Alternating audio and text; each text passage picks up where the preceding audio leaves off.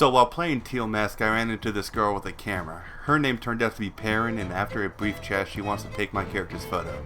She seemed to like the cut of my jib and asked me to come back after registering 150 Pokemon in the Kitakami Dex. Perrin seemed cool, and since I already had about 100 Pokemon already registered thanks to the Paldea Dex, it wasn't too much work. Perrin is quick to ask a favor. You see, she came to Kitakami to find and take a photo of a certain Pokemon. But she wants to make sure I'm up to the challenge, and after a quick battle, she tells us about the Bloodmoon Beast. The Bloodmoon Beast is an Ursaluna that has a special red moon on its forehead instead of a normal yellow one. With the interview out of the way, we can head to the forest behind Oni Mountain and begin looking for the Bloodmoon Beast. At the forest, we can see Perrin making a Poliwhirl very uncomfortable, but she'll probably tell you it liked the attention.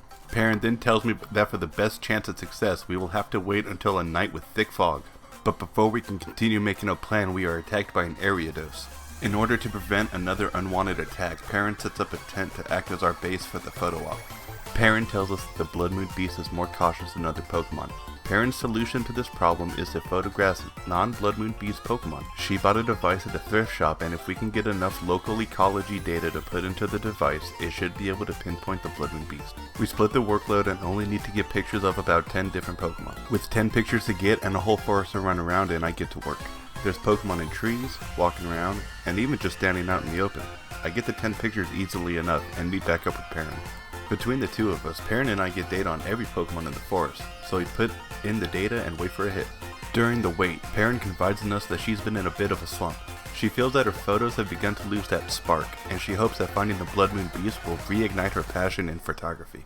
The device has finished processing the local data, and we are able to head into the fog and find the Bloodmoon Beast. The two of us head into the fog, and it takes no time at all for the Bloodmoon Beast to appear in all of its horrifying glory. Perrin goes to take the photo, but left her camera's flash on.